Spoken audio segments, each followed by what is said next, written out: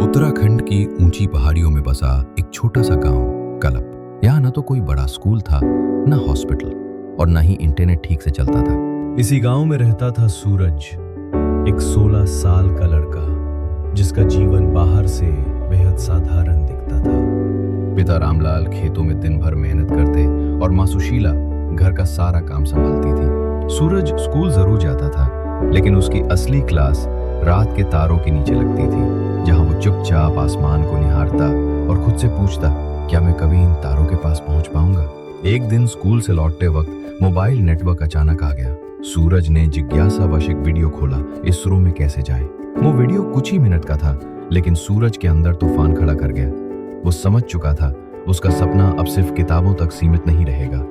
उस रात उसने तारों की तरफ देखते हुए खुद से वादा किया, मैं कुछ ऐसा बनाऊंगा जो सिर्फ मुझे नहीं, मेरे पूरे गांव को आगे बढ़ाएगा। लेकिन सपना देखना जितना आसान था, उस रास्ते पर चलना उतना ही मुश्किल।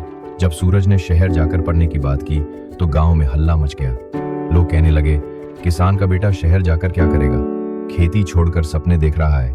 पिता रामलाल भी परेशान थे, पैसे कहां से आएंगे, कौन संभालेगा खेत। सूरज के मन में भी डर था, लेकिन माँ ने सिर पर हाथ रखते हुए कहा, जो सपना तूने देखा है वो सच्चा है बेटा, अब उसे छोड़ मत देना। गांव में गर्मियों की छुट्टियों में एक रिटायर्ड वैज्ञानिक जोशी सर रहने आए थे।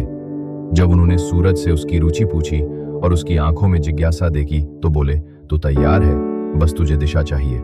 अब सूरज दिन में खेतों में काम करता और रात को जोशी सर से विज्ञान, गणित और टेक्नोलॉजी की बातें करता।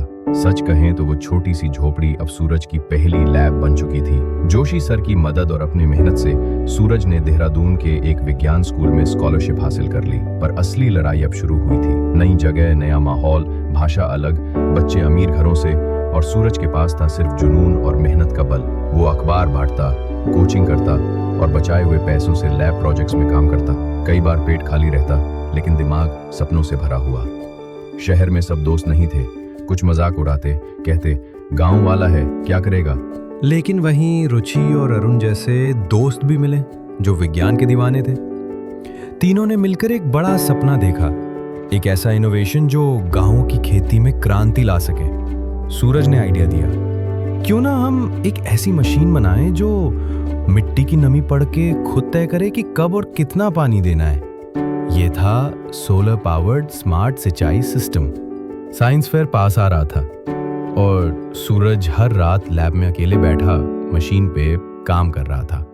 कभी सेंसर ठीक से डेटा नहीं देता, कभी सोलर पैनल जवाब देना बंद कर देता, लेकिन सूरज रुकता नहीं था। आंखों में नींद थी, हाथों में जलन थी, लेकिन दिल में सिर्फ एक बात थी, मुझे हार नहीं माननी। जब भी थक के बैठने का मन करता, वो अपने पापा की झुकी हुई कमर याद करता, गांव के सूखे खेत और माँ की झुर्रियों वाला चेहरा उसे फिर से खड़ा कर देते। उसे यकीन था, अगर ये मशीन चल गई तो ये सिर्फ एक प्रोजेक्ट नहीं रहेगा, ये उसके गांव की तकदीर बदल देगा। साइंस फेयर का दिन आया, हजारों छात्र, बड़ी बड़ी मशीनें और जजेस। लेकिन जब सूरज की बारी आई, मशीन ने काम करना बंद कर दिया। सेंसर्स डेटा नहीं दे रहे थे, सबने कहा हट जा, तो तैयार नहीं है। पर सूरज ने हार नहीं मानी। उसने खुद हाथ से वायरिंग चेक की, सेंसर्स दोबारा लगाए, और जैसे ही स्क्रीन पे मिट्टी की नमी का डेटा आया, मशीन ने बूंद बूंद पानी देना शुरू किया। पूरा हॉल तालियों से गूंज उठा। गांव का लड़का अब सबका हीरो बन गया था। सूरज को मिला राष्ट्रीय नवाचार सम्मान। इसरो और कृषि मंत्रालय के वैज्ञानिकों ने उसके प्रोजेक्ट में गहरी रुचि दिखाई। उसकी मशीन अब सिर्फ मॉडल नहीं रही, वो एक समाधान बन चुकी थी। सूरज गांव लौटा, लेकिन अब वो केवल किसान का बेटा नहीं था, वो गांव का गौरव बन चुका था। उसने अपनी मशीन गांव के हर किसान को दी, ट्रेनिंग दी और लोगों को सिखाया कि कैसे कम पानी में भी खेती सफल हो सकती है। अब खेत सूखते नहीं थे, बल्कि मुस्कुराते थे। सूरज ने गांव में एक विज्ञान सीखने का केंद्र शुरू किया, जहां गांव के बच्चे रोबोटिक्स, ड्रोन्स और कोडिंग सीखते हैं। अब वो केवल एक वैज्ञानिक नहीं, बल्कि प्रेरणा बन चुका था।